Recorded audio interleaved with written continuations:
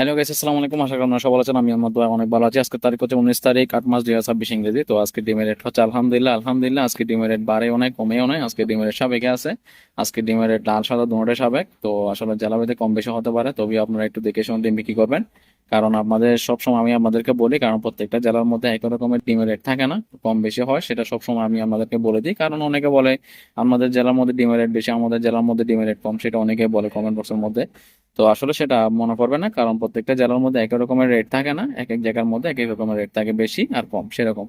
তো আজকে লাল ডিমের দাম সাদা ডিমের দাম কালকের মতো সেম সেম আছে। আবার অনেকে বলবে যে ভাই সাবেক বলতে কি বোঝায় সেটা বলবেন, কারণ গতকালকে যে রেটটা দিছিলাম, যে রেটটা বলছিলাম, আজকেও সেম রেট।